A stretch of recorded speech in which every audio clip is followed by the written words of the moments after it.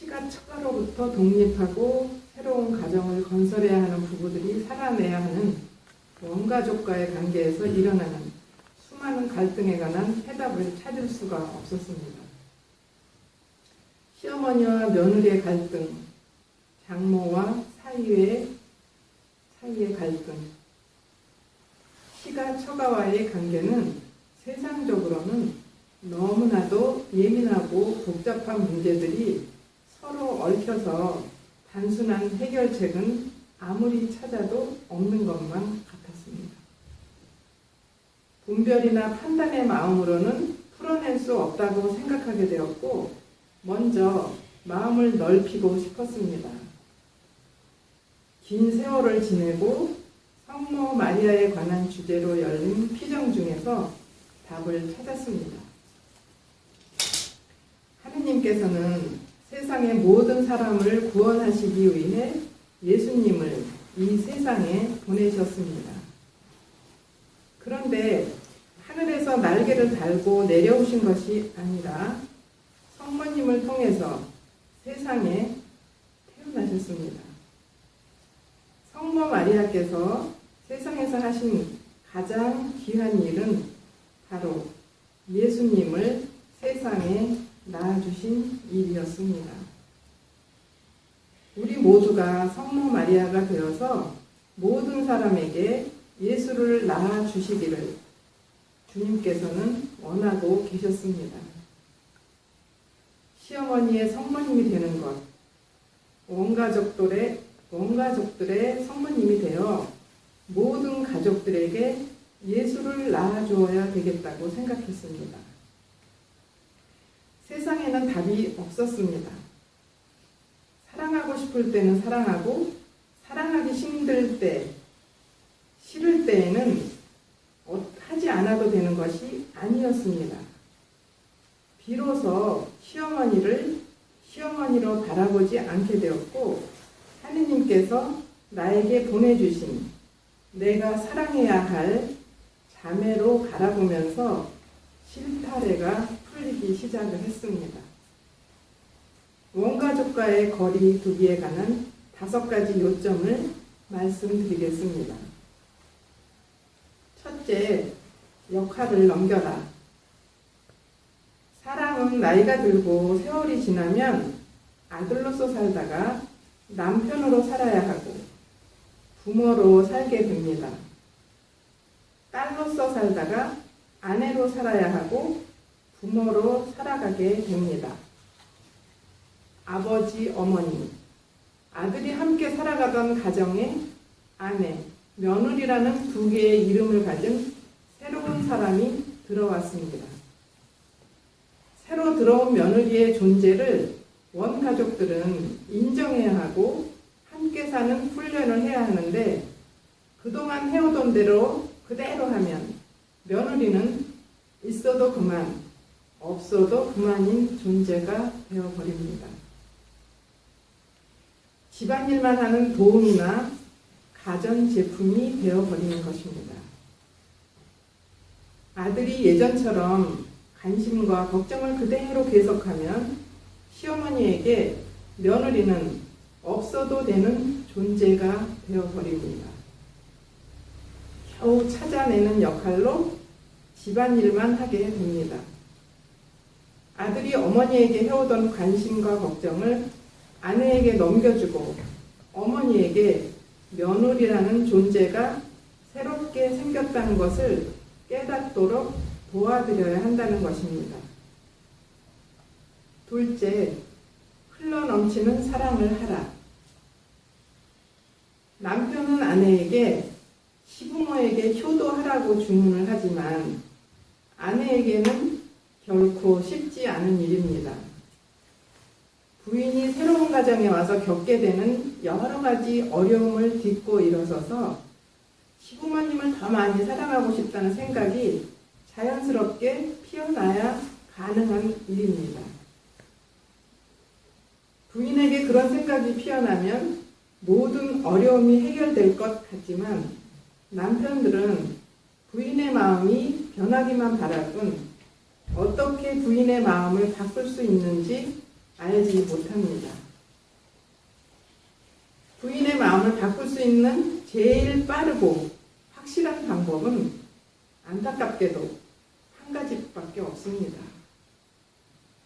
많은 남편들이 이런 방법이 있다는 것을 알지도 못하고 알려주어도 하려고 하지 않습니다. 우리 남편이 나를 너무너무 많이 사랑해 주느라고 자기 부모를 챙기지도 못하는구나.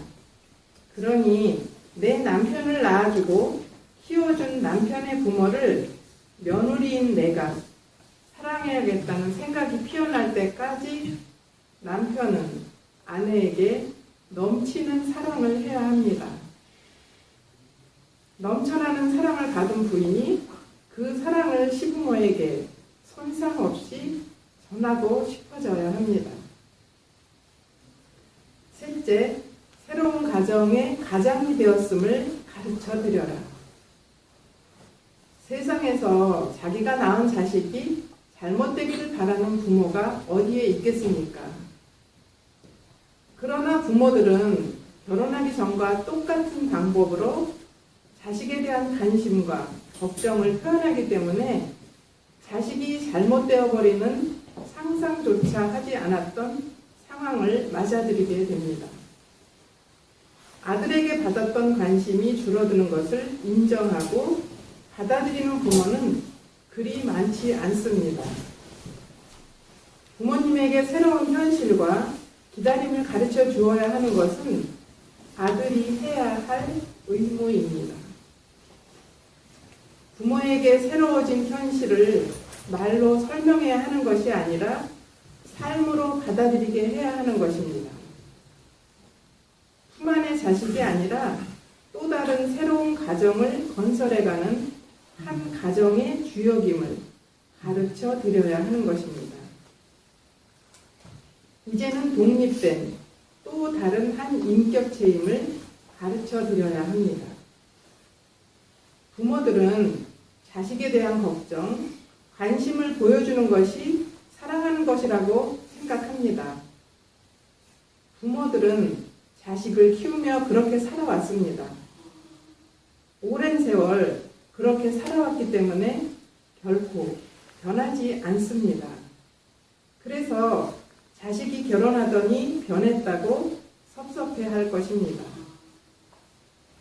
부모들은 당연히 섭섭함을 겪어내야 하고 또 받아들이고 넘어서야 하는 것입니다.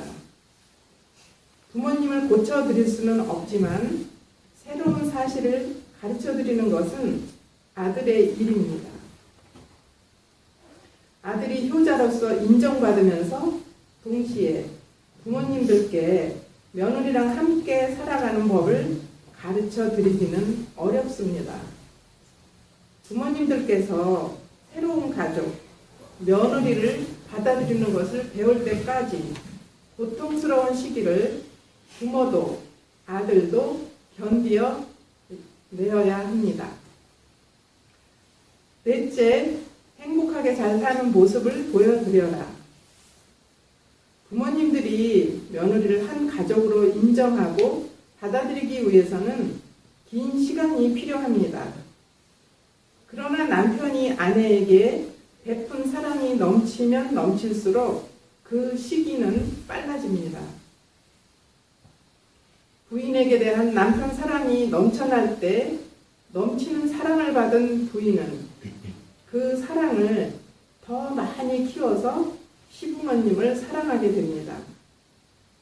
그렇게 될 때 남편은 더 커다란 효도를 하게 됩니다. 새롭게 시작한 부부가 한 마음, 한 몸이 되어 있음을 계속해서 보여줄 때 부모는 다행으로 생각하고 문제를 일으키지 않고 잘 살아주는 것을 고마워합니다. 부모가 자식 부부 사이에 들어갈 틈이 없다고 믿게 될 때 이 세상에 또 하나의 새로운 가정이 태어났음을 인정하게 되고 자식을 또 다른 성숙된 인격체로 존중하게 될 것입니다. 이제까지는 부모가 자식들을 돌보아 왔지만 자식들이 부모들을 돌보아야 할 때가 그리 멀지 않아서 다가올 것입니다. 이제까지는 아들 한 사람의 사랑을 받으면서 살아왔지만 아들을 한 가정의 가장으로 존중하고 인정하는 부모는 일치된 부부에게서 부부, 두 사람의 사랑, 그러니까 두 배로 커진 사랑을 받게 됩니다. 다섯째, 부부싸움 했던 문제를 들고 부모에게 가지 마라. 부부 사이의 다툼이 심해졌을 때 가정의 어려움을 부모들에게 들고 가는 것은 문제를 더 키우게 됩니다. 새로운 가정을 갖게 되었으면 부모들에게 의지해서는 안 됩니다. 의지하는 만큼 간섭을 받게 되고 부부 사이는 더 벌어집니다. 간섭하는 원가족과 대들고 싸우라는 것이 아닙니다. 오히려 당당하게 잘 사는 모습을 보여주라는 것입니다. 부부가 싸우면 부부 사이에 현존하시던 예수님은 외출해 버리십니다. 예수님께서는 다투는 관계 안에는 존재하지 않으십니다. 당연히 예수님 부재시에는 사랑도 없습니다.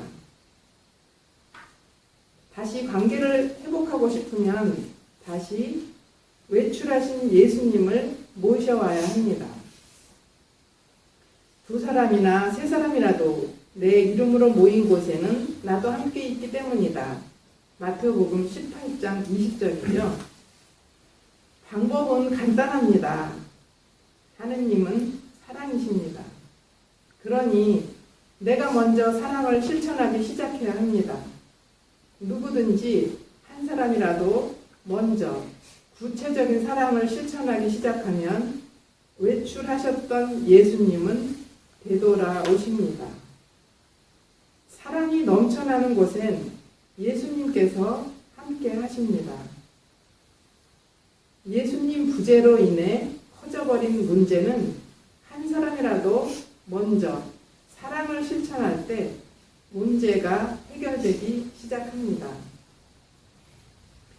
시어머니는 며느리를 야단치고 며느리는 시어머니에게 대들고 큰 싸움이 일어났을 때 아들은 고부간의 다툼에서 누가 옳은지 재판을 할 수도 없고 그 어느 쪽에 역성도 들 수가 없습니다.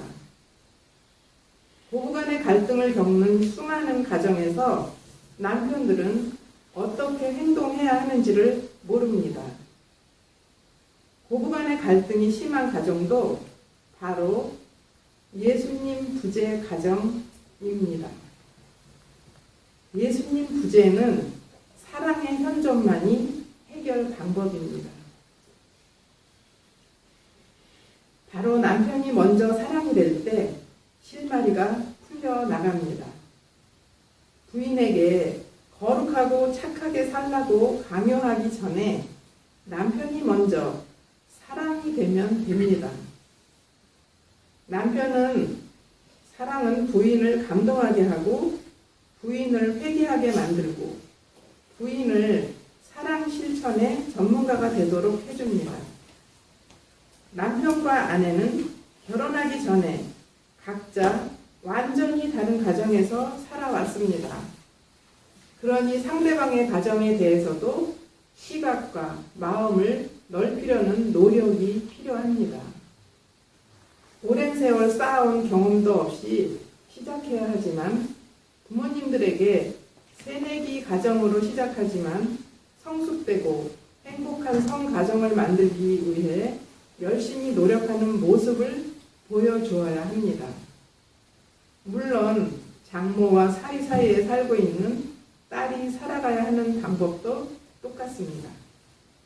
네, 저희 부부가 살았던 신혼 때 얘기를 좀 하겠습니다. 제 아내가 소고기국을 이렇게 끓여서 내왔습니다. 상의에 차려진 국을 보신 우리 어머니께서 이걸 소고기라고 끓인 거니? 그래서 카타리나가 네라고 답하는 아내에게 어머니께서는 세상에 이렇게 하얀 소고기국이 어딨냐? 그런 말씀을 하시면서 아들이 저를 쳐다보셨습니다. 저도 생각 없이 이렇게 대답했습니다. 소고기국은 빨개야 되는데 국이 왜 이래? 그날부터 아내는 국도 하나 못 끓이는 여자가 되어버렸습니다.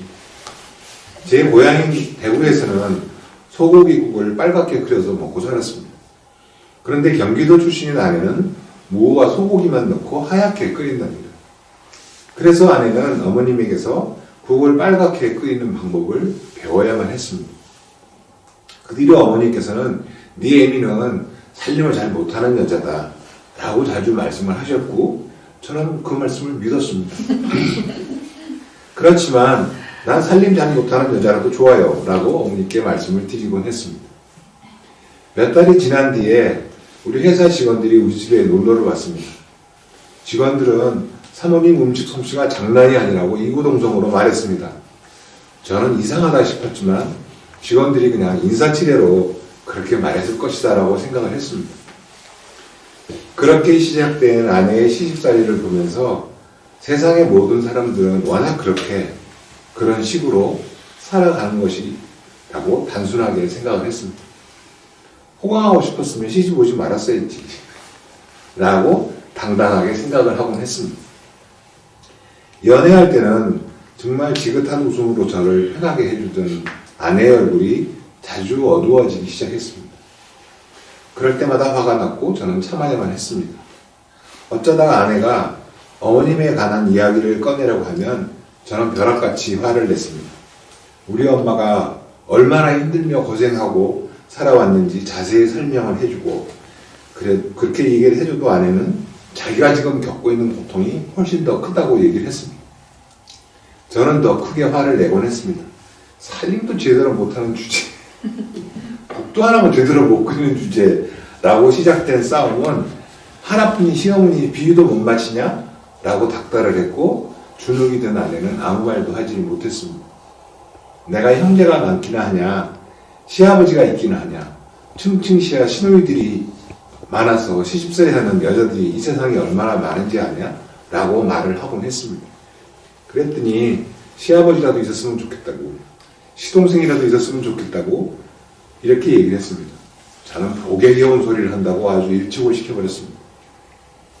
그래서 부부싸움을 하면 언제나 제가 이겼습니다. 조목조목 따지고 들면 아내는 가만히 앉아서 철저하게 당했습니다. 의기양양해진 저는 제발 생각 좀 하고 살아라 라고 마지막 당부를 끝으로 싸움을 끝내곤 했습니다. 제 머릿속에 그려진 아내는 좀 착하기는 하지만 멍청하고 세상을 살아가는 능력이 많이 떨어지는 여자다라고 생각했습니다. 그런 생각이 들 때마다 여자는 여우 같아야 한다. 곰 같은 여자는 남편에게 사랑받지 못한다라고 말씀하시는 어머님의 말씀이 마치도 진리인 것처럼 믿었습니다. 그렇게 10년이 흘렀습니다. 입사한 지 불과 몇 년 만에 승승장구 승진의 승리를 거듭했지만 그 회사가 문을 닫는 바람에 저는 하루아침에 실직자가 되었습니다. 1년 넘게 월급을 가져다 주지 못하면서 제 어깨에 들어있던 힘이 조금씩 빠져나가기 시작했습니다. 잘 나가던 아들에게 어려움이 다가오자 내조를 제대로 하지 못한 며느리 때문이다라고 어머니께서는 저에게 위로를 보내주셨습니다. 그러나 어려움은 해결되지 않았고 경제적으로는 점점 더 궁핍해져 갔습니다. 그때부터 아들도 세상살이를 잘 적응하지 못하는 무능한 아들이 되어버렸습니다. 그때마다 아내의 내조를 강조하시는 어머니의 말씀이 듣기가 싫었습니다.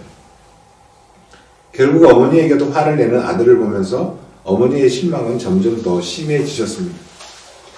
내가 실직자가 되고 경제적인 능력이 부족하게 된 것은 순전히 내 부족함 때문인데 그런 어려움에 아내가 일조를 했다는 어머니의 생각은 옳지 않다라는 생각이 들기 시작했습니다. 어머님 쪽으로 완전히 기울어있던 생각이 그때부터 조금씩 변하기 시작했습니다. 이건 아닌 것 같다라는 생각을 자주 떠올렸습니다. 소고기국은 빨개야 한다는 어머니의 생각을 그 어느 누구도 틀린 생각이라고 말할 수는 없다고 믿었습니다. 마찬가지로 소고기국을 하얗게 끓이는 것이 옳다는 아내의 생각도 결코 틀렸다고 할 수는 없는 것이었습니다. 그때부터 아내의 생각은 아내의 입장에서, 어머니의 생각은 어머니의 입장에서 생각하는 훈련을 시작했습니다. 가끔 끓여내오는 하얀 소고기국도 나름 맛이 있다는 생각이 들기 시작했습니다. 저는 그때부터 줄서기를 시작했습니다. 어떤 날은 어머니 뒤에 줄을 서고 어떤 날은 아내 뒤에 줄을 서게 되었습니다. 평생 아들 하나를 바라보고 살아오신 어머님의 일생을 되돌려 생각해보면 어머니의 입장에서는 하나도 틀리지 않았습니다. 세상에서 하나뿐인 아들이 세상살이에서 뒤처진다고 생각하신 어머니는 얼마나 속이 상했을 것이며, 당연히 아들을 빼앗아간 며느리가 원망스러울 것은 당연했습니다. 반면에 아내는 돈이 없어서 가뜩이나 힘이 드는데 매사에 부족하다고 하시는 시어머니가 좋게 보일 수는 없었을 것입니다. 모든 게 다 결혼해버린 내 탓이고 고부간에 어느 쪽 편도 들 수 없는 제 고통이 세상에서 더 크고 제일 큰 고통처럼 여겨졌습니다. 이 고통이 내 것이면 내가 지고 가야 하는 내 십자가다라는 생각을 하게 되었습니다.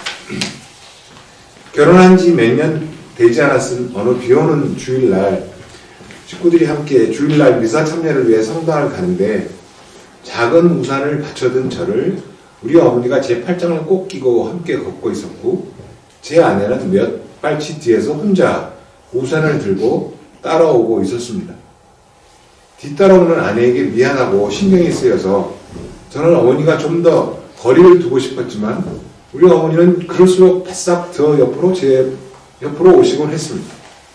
덕분에 저는 한쪽 어깨가 비에 다 젖어야 했습니다.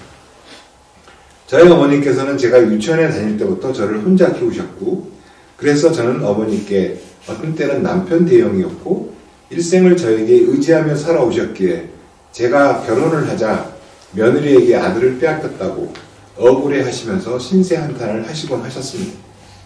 덕분에 모진 시집살이는 아내에게 하루도 건너뛰는 날이 없었습니다. 고부간의 갈등에서 저는 줄타기를 해야 했고 점점 힘이 들었습니다. 그리고 결혼한 것이 후회스럽기까지 했습니다. 그래서 유일한 해결책으로 아내 몰래 어머니께 용돈을 드리기 시작했습니다. 용돈을 드리는 걸로 아들이 아직도 어머니의 자식임을 증명하곤 했지만 그 용돈의 액수는 매번 더 커가야만 했습니다. 그러던 어느 날 어머님은 며느리에게 내 아들이 나를 얼마나 사랑하는지 아느냐라고 며느리 몰래 받으신 용돈을 자랑을 하셔버렸습니다. 그 일로 저는 아내를 볼 면목이 없어져 버렸습니다. 안방에 가면 어머니의 말씀이 이해되었지만 건너면 아내의 말이 맞았고 애처롭기만 했습니다. 자식으로도 불효자가 되어갔고 남편으로도 무능한 가장이 되어갔습니다. 스스로에게 화가 나서 점점 더 만만한 아내에게 어머니 한 분도 제대로 봉양하지 못해서 아들을 불효자로 만들었다고 화를 내곤 했고, 때문에 우리 부부 사이도 점점 더 멀어지곤 했습니다. 그러던 어느 날 저도 한피정 중에 성모 마리아에 관해서 배우게 됐고, 내가 비록 아들이지만 내 어머니의 성모님이 되어야 한다는 것을 배우게 되었습니다. 내 어머니의 마리아가 된다는 것은 어머니의 마음속에 예수님을 낳아드려야 한다는 것이었습니다. 성모님의 역할은 세상에 예수를 낳아주신 것이었기 때문이었습니다. 큰 깨달음이었습니다.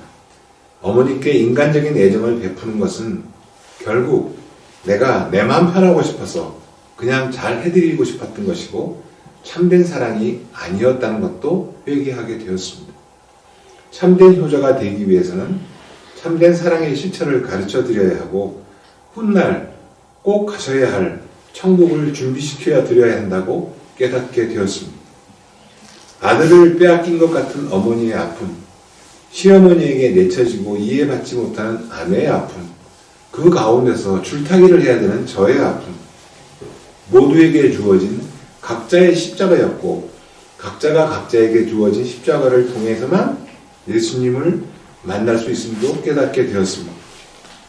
제가 어머니의 십자가를, 아내의 십자가를 대신 짊어질 수는 없는 것이었습니다. 그 대신에 각자에게 주어진 십자가를 각자가 잘 지고 갈 수 있도록 용기와 힘을 주어야 하는 것이었습니다.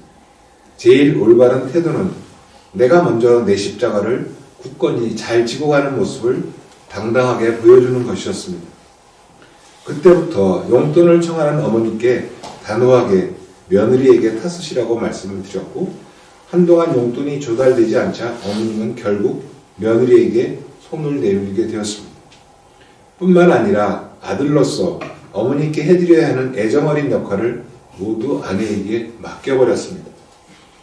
고부간에 일어나는 또 다른 큰 갈등은 자녀 교육에 관한 의견 차이였습니다. 애비 없는 외아들을 누구보다도 번듯하게 키우고 싶어 하신 어머님은 제가 어린 시절에 저를 매주라고 소리 지르고 다그치면서 저를 교육하셨습니다. 그러나 아내는 아이들을 언제나 타이르고 이해시키며 교육하고 있었습니다. 어느 날 어머니께서는 며느리의 자녀 교육 방법이 옳지 않다고 당신의 교육 방법을 고집하셨고 뜻대로 되지 않자 저에게 며느리를 고발하셨습니다. 저는 손자 손녀는 며느리의 자식이니 지혜미의 교육 방법을 존중해야 한다고 단호하게 말씀을 드렸고 저와 아내가 한마음 한뜻이 되어 있음을 분명하게 말씀을 드렸습니다. 많은 세월이 지나면서 아내는 그냥 집안 어른에 대한 예의가 아니라 시어머니께 진정한 참사랑을 실천하려고 노력했고 며느리의 사랑을 지속적으로 받으시면서 점점 어머님은 아내를 이해하기 시작하셨습니다. 어느 날 퇴근 후에 집에 돌아왔는데 아내의 표정이 무척 밝았습니다. 어머니께서 참외를 많이 좋아하셨기에 참외를 사다 드리면 옆에 앉은 며느리를 의식하지 않고 매번 혼자서 다 잡숫고 하셨기에 한 번도 한 조각의 참외도 얻어먹어보지 못한 아내에게 그날은 어머니께서 너도 먹어봐라 라고 한 조각 권하셨다는 겁니다. 그것은 엄청난 사건이었습니다. 며느리에 대한 사랑이 싹트고 있었다는 표현이었고 아내는 그 일을 제게 말하면서 양쪽 볼이 발그랗게 상기되어 있었습니다. 사랑은 모든 것을 이긴다는 구절이 번뜩 떠올랐습니다. 그리고 저는 정말 기뻤습니다. 드디어 우리 어머니께서 참된 사랑을 깨닫기 시작하셨기 때문이었습니다. 긴 세월 인간적인 죄송함을 사랑의 힘으로 견디어온 저에게도 큰 선물이었습니다. 먼 훗날 천국에 가실 수 있도록 이 지상에서의 삶을 더 잘 도와드려야 함을 다시금 다짐하게 되었습니다. 그러던 어느 날 또 한 사건이 일어났습니다. 언제나 자녀 교육에 대해 아내를 비판하시던 어머니께서 아내에게 너 자식들은 정말 잘 키웠다 라고 말씀하셨다는 겁니다. 그리고 매주 모임을 가면 집을 비운다고 걱정을 하셨는데 오늘은 수요일인데 너 모임 안 가냐? 라고 먼저 챙겨주셨다는 겁니다. 언제부턴가 우리가 함께 외출하면 아내와 어머님이 앞에서 나란히 걸으시고 저는 뒤에서 혼자 따라가면서 걷게 되었습니다. 저는 혼자 뒤따라가면서 내가 진정 효자가 되려면 내가 어머님을 사랑하는 기회를 아내에게서 뺏어오지 말아야 되겠다라고 중얼거리게 되었습니다. 결혼한 지 얼마 되지 않은 신혼부부가 싸움을 했습니다. 남편은 아무리 생각해도 부인이 너무 한다 싶었습니다. 우리 엄마는 우리 아버지에게 그렇게 안 하던데 싶었습니다. 그런데 아내는 왜 바가지를 긁을까 싶었습니다. 우리 아버지는 술을 많이 마시고 심하게 술 주정을 해도 엄마는 묵묵히 참아주던데 왜 아내는 조금도 참아주지 못하는 것일까 싶었습니다. 남자가 사회생활을 하려면 관계 때문에 술도 마시고 늦게 귀가할 때도 있다고 생각했습니다. 술에 취하면 술 주정도 할 수 있고 이성을 잃을 때도 있지 않나 싶었습니다. 아내는 이성을 잃고 스스로를 통제하지 못하는 남편을 이해할 수가 없었습니다. 아내는 언제나 반듯한 모습의 아빠를 보며 살아왔기에 남편이 잘못한다고 생각을 했습니다. 남편에게 조목조목 옳고 그름을 따지자 남편은 아내의 말이 옳기는 하지만 24시간 365일 한결같이 반듯하게만 살 수는 없지 않느냐고 이해해달라고 부탁을 하면서 앞으로는 그렇게 하지 않겠다고 약속을 했습니다. 그러나 남편은 똑같은 실수를 되풀이했습니다. 아내는 두려워졌고 남편이 결코 반듯하게 생활하지 못할 것 같다는 생각이 들었습니다. 계속 같이 살아가는 것은 불가능한 것 같다고 결론을 내리게 됩니다.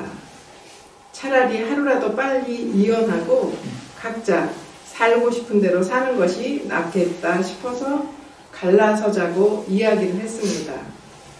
남편은 아내와 헤어진다는 것이 두려웠고 해결 방법을 생각했지만 찾아낼 수가 없었습니다. 남편은 자기 엄마에게 그동안의 일을 털어놓으며 도움을 요청을 합니다. 엄마는 남자가 살다 보면 그럴 수도 있다는 생각이 들었습니다. 남편이 술주정을 했다는 이유로 감히 헤어지자고 이야기한다는 것은 며느리가 너무나 크게 잘못이라고 생각을 하고 며느리를 불러다 심하게 야단을 쳤습니다. 며느리는 이혼해야 하는 이유가 더 분명해졌다고 생각하게 되었고 마음을 굳히고 시댁과의 연락을 끊어버렸고 이혼만이 다음 순서라고 남편을 몰아붙였습니다. 일이 더 심각하게 커졌고 궁지에 몰린 남편이 여기저기 도움을 요청했습니다. 남편은 강제로 부인을 데리고 저희 부부를 찾아왔습니다. 두 사람의 생각이 너무나도 다르구나 싶었습니다. 남자와 여자가 어떻게 다른지도 모르고 있었습니다. 부부가 함께 살아가기 위해서 알아야 할 것들을 배우기 위해서는 많은 시간이 필요하다고 설명을 했습니다. 제일 급한 것은 아들이 고부간의 관계 속에서 어떻게 해야 하는지부터 가르쳐 주어야 했습니다. 그래서 들려주었던 상담 사례를 한 개 소개하겠습니다. 질문은 이런 내용입니다. 결혼한 지 몇 년 되지 않은 초보 부부였을 때 남편과 크게 다투게 되었고 결국 우리는 남남이 되어 살고 있습니다. 그렇지만 최근에 우리가 결혼에 대해서는 너무 많은 것을 공부하지 않고 결혼했었다고 반성하고 있습니다. 남편과 다시 재결합하고 싶지만 친정 어머니께서 한사코 반대를 하십니다. 불효가 될 것 같아서 망설이고 있습니다. 어떻게 하면 좋을까요? 그래서 이런 답을 드렸습니다.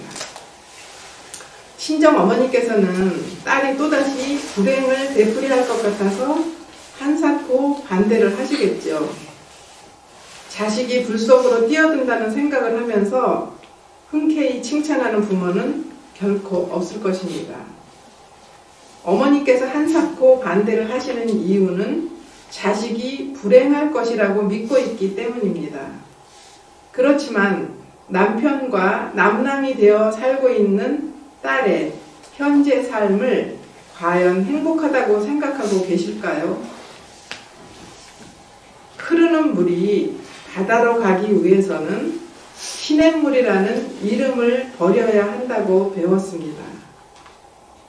시냇물로 안주해 있고 싶어서 흐르지 않는다면 결국 그 물은 썩어버리게 될 것입니다. 세상의 모든 것은 다 지나간다고 합니다. 기쁨도, 슬픔도, 상처도, 행복조차도. 그렇지만 결코 변하지 않는 진리를 따라갈 때 나의 지나감은 바다에 도달할 것이라고 생각됩니다. 바다에는 세상의 모든 물들이 모여옵니다. 시냇물, 개울물뿐 아니라 하수구를 지난 부패된 물도 모여듭니다. 그리고 그 넓은 바다에 하늘에서 빗물이 내려와서 바닷물은 온갖 물고기들이 살 수 있는 물로 변화됩니다. 하늘에서 내려오는 빗물은 은총이라고 믿고 싶습니다. 내가 비록 어린 나이에 잘못된 결정을 했기 때문에 지금은 비록 아픈 시간을 보내고 있지만 나의 삶이 은총을 받아들일 준비가 되어 있다면 비록 잘못을 범했던 삶도 그리 오래지 않아서 행복이라는 삶으로 변화될 것입니다. 세상에서 살고 있기 때문에 우리는 여러 가지 일을 경험하게 되고 고통의 시간을 치러내어야 합니다. 나의 고통에 거룩한 의미가 담겨져 있을 때 우리는 나의 능력과 나의 뜻으로 살아가는 것이 아니라 비로소 은총으로 살게 됩니다. 나의 삶이 은총으로 인해 살아가게 될 때 우리의 행복을 간절히 바라시는 그분의 계획이 이루어지게 된다고 생각합니다. 먼저 내가 새롭게 시작하려는 이 시기에 나의 계획이 아니라 그분의 계획대로 살아가기 위해서 내 마음속에 주님께서 마음껏 일하실 수 있는 공간을 만들어 드렸는지 살펴보시라고 단호하게 말씀드리고 싶습니다. 내 삶을 주님께서 주관하시도록 내 자신을 주님께 내어드릴 각오를 하셨다면 당분간 불효를 하시라고 권하고 싶습니다. 내가 남편과 다시 새 출발을 해서 세상에 둘도 없는 아주 징그러울 만큼 행복한 부부가 된다면 그렇게 반대를 하시던 어머님도 잘했다고 기뻐하실 것입니다. 그럴 때 무슨 일이 일어날까요? 단호하게 반대하고 계시는 어머님도 지금은 결코 행복하지 않으십니다. 자식이 부모님에게 해드릴 수 있는 최고의 효도는 부모님께서 이 세상을 떠나실 때 천국으로 가실 수 있도록 도와드리는 것이라고 생각을 해봅니다. 내가 당당하게 행복한 삶을 보여드릴 때 어머니께서도 행복을 마련해 주신 주님을 온전히 받아들이실 것입니다. 그리고 어머님도 천국으로 가실 수 있는 준비를 잘 하실 수 있다고 생각합니다. 이제까지는 비록 어머니의 결정에 따라 살아오셨다 하더라도 이제는 잘못 살아온 내 삶을 바르게 판단할 수 있는 어른이 되었습니다. 내가 나의 삶을 제대로 살아갈 은총을 깨닫게 되었다면 이제는 내 어머니의 성모님이 되시라고 축원해 드리고 싶습니다. 어머님의 마음속에 예수님을 낳아드리세요. 남편의 마음속에 예수님을 낳아드리세요. 그래서 헛되고 헛된 세상의 모든 것은 다 내다버리고 오직 행복만을 주고 싶어 하시는 나의 주인님의 뜻을 찾아내고 실천하시라고 말씀드리고 싶습니다. 특별한 경우였는데 지금 다시 계획하면서 잘 살고 있을 거예요. 아내와 어머니 사이에 있는 아들은 어떻게 행동을 해야 되나? 어머니와 아들 사이에서 결코 해결할 수 없는 분명한 문제가 일어났을 때 과연 아들은 누구 편에 서야 되는가? 어느 편의 생각이 옳고 어느 편의 생각이 틀린다고 재판을 해야 되는가? 정말 긴 세월 동안 고민 많이 했습니다. 저의 지혜롭지 못한 행동으로 인해서 자식으로도 아주 형편없는 자식이 되기도 하고 또 아내를 사랑하지 못하는 사람으로 판단을 받기도 했었습니다. 그렇지만 긴 세월의 시행착오를 통해서 주님께서는 저를 좀 더 주님께 가까이 데려가시면서 문제를 어떻게 바라봐야 하는지 조금씩 깨닫게 해주셨습니다. 우리 부부는 이런 고통을 허락하신 주님께서 바라시는 것이 무엇일까 깨닫고 싶었습니다. 우리에게 다가오는 어려움이 일어날 때 우리 부부는 피하지 않고 도망가지 않고 당당하게 맞서자라고 약속을 했습니다. 그리고 각자 마음속에 있는 것을 솔직하게 다 털어놓기로 약속을 했습니다. 각각 어떻게 행동해야 하는지 일치된 답을 찾아내지 못했을 때는 상대방이 깨달음을 갖게 될 때까지 또 감정이 잘 정리될 때까지 믿음을 갖고 기다리는 시간을 살아내자고 약속을 했습니다. 아내가 자기 감정과 이성의 싸움을 하고 있다는 생각이 들면 예전에는 두 팔을 걷어붙이고 이렇게 생각하고 이렇게 행동해라라고 지적질을 하고 방향 제시를 한답시고 아내를 더 힘들게 하곤 했었습니다. 그렇지만 우리가 그리스도인으로 살아가야 할 길을 찾아내자고 약속을 하고 나서부터는 저는 결심을 했습니다. 아내가 힘겨워하면 저는 묵묵히 기다려야 한다고 다짐을 했습니다. 그 기다림은 아내가 긴 세월 시집살이를 하면서 살아왔던 기다림이 바로 이런 것이 아닐까 생각하게 해주었습니다. 제가 기다림을 훈련하면서 아내가 그동안 말하지 못하고 살아왔던 아픔을 조금이나마 제가 경험을 하게 되었습니다. 아내는 제가 힘겨워하면 제가 생각을 정리하고 다시 대화를 시작할 때까지 또 기다려 주었습니다. 살얼음 위를 걷는 것처럼 조심스러웠고 힘들었지만 우리는 어려운 문제 앞에서 많이 주님 앞으로 나아갈 수가 있었습니다. 어머니와 아내가 각각 다른 의견을 갖게 되면 어머니께서는 아들에게 며느리의 생각이 틀렸다라고 아들을 데리고 앉아서 긴 시간 동안 며느리를 고발합니다. 예전에는 듣기 싫었기 때문에 언제 이 순간을 모면할까 궁리하고 적당한 틈을 찾아서 도망가버리곤 했습니다. 마찬가지로 아내가 저에게 어머니 때문에 힘들다는 이야기를 하면 역시나 듣기 싫었기 때문에 아내를 윽박지르거나 조목조목 지적하면서 효부의 태도가 아니다 라고 다그치고 입을 다물게 해버렸습니다. 흔히들 말합니다. 딸 같은 며느리, 엄마 같은 시어머니가 되면 고부간의 갈등은 굳이 경험하지 않고 살아갈 수 있다 라고들 말합니다. 저는 그 말을 믿지 않습니다. 주님께서는 며느리는 며느리로 시어머니는 시어머니의 역할을 하도록 계획하셨다고 믿습니다. 이렇게 세상에 며느리가 있고 시어머니가 있습니다. 워낙 그런 관계를 허락하신 주님의 계획을 인정하고 받아들이는 것부터 시작되어야 한다고 생각하고 있습니다. 이런 고부간의 관계를 허락하신 주님의 뜻은 며느리가 시어머니를 어머니가 아닌 주님의 한 자매로, 시어머니가 며느리를 딸이 아닌 주님의 한 자매로 바라보는 훈련을 하라고 계획하셨기 때문이었습니다.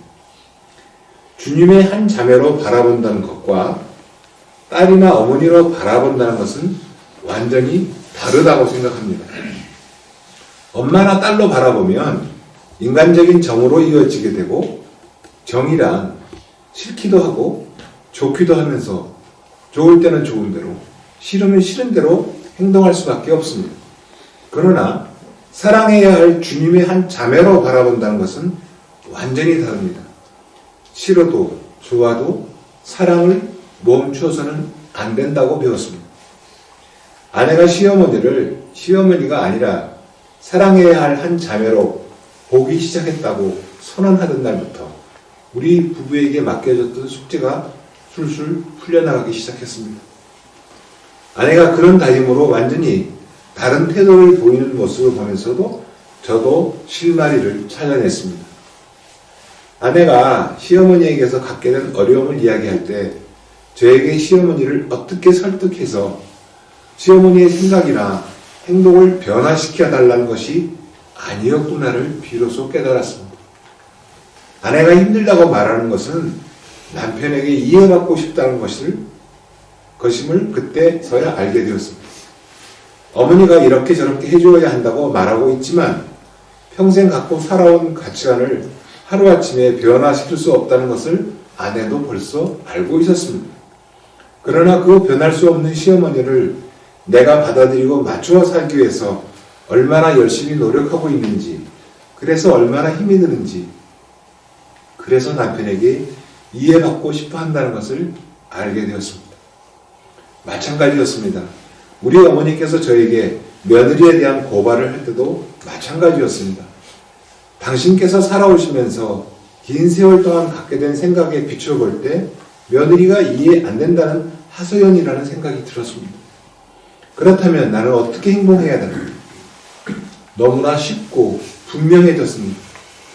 아내와 어머니의 말을 끝까지 잘 들어주는 것, 그리고 정말 마음으로 이해가 될 때까지 상대방의 입장이 되기 위해 노력하는 것이라고 믿게 되었습니다. 그렇지만 그것이 끝이 아니라고 생각했습니다. 아들로서 진정한 효도를 해야 한다는 생각을 다시 떠올리게 되었습니다. 어머니께서 아들에게 이해받았다는 생각을 갖게 되면 비로소 어머니와 아들은 하나가 될 것이고 그 신뢰를 바탕으로 어머니께서 세상을 떠나 옮겨가셔야 할 천국에 관해 말씀을 드릴 수 있다고 생각하게 되었습니다. 저희 부부의 삶의 목표는 예수님을 닮고 그렇게 살아내서 훗날 천국에 가는 것입니다. 그래서 어머니도 천국에 가실 수 있도록 도와드리는 것이 진정한 효도라고 믿게 되었고 아내도 함께 하기로 약속을 했습니다. 그래서 비로소 고부간의 갈등에서 자유로워지게 되었습니다. 얼마 전에 아침에 혼자 병원에 치료를 받으러 제가 갔습니다. 혼자 치료를 받고 점심시간이 되었기 때문에 그날은 나 혼자 점심을 사 먹어야 됐습니다. 뭘 먹을까 생각을 했습니다. 집에 들어가면 아내가 점심 때 뭘 먹었냐고 물어볼 것 같았습니다.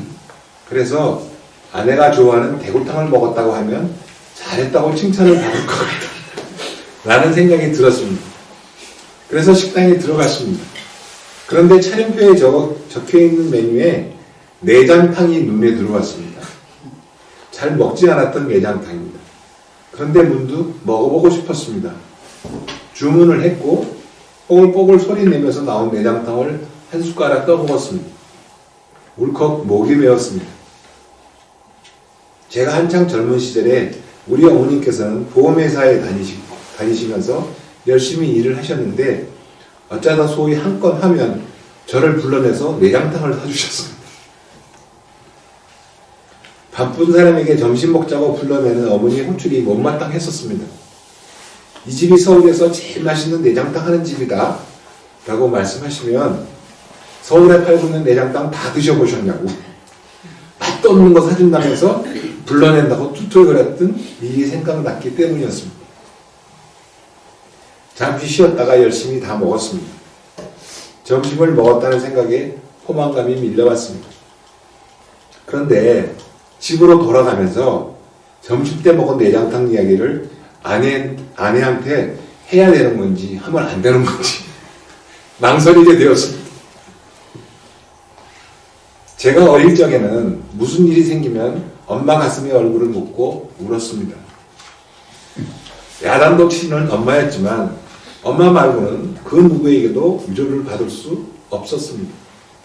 그랬던 제가 이제 할아버지가 되었습니다.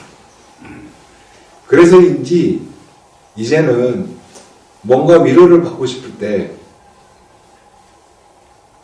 아내의 가슴에 얼굴을 묻어야 된다는 생각이 들었습니다. 집으로 돌아와서 아내에게 제가 먼저 이야기를 꺼냈습니다. 점심으로 내장탕을 먹었는데 어쩌고 저쩌고 제가 이야기를 마치자 아내는 그래도 어머니는 아들을 불러내서 점심도 사주시곤 했었구나 라고 말을 했습니다. 그렇지만 저는 한번 안아주라 라고 말하고 아내의 가슴에 얼굴을 묻었습니다. 아내는 제 뺨을 토닥거려 주었습니다. 잠시 후에 얼굴을 들고 내가 하지 말았어야 할 얘기를 괜히 한 건 아니냐, 혹시 기분 나쁘지 않느냐라고 물었습니다. 아내는 고맙다라고 대답했습니다. 네, 여기까지 하겠습니다.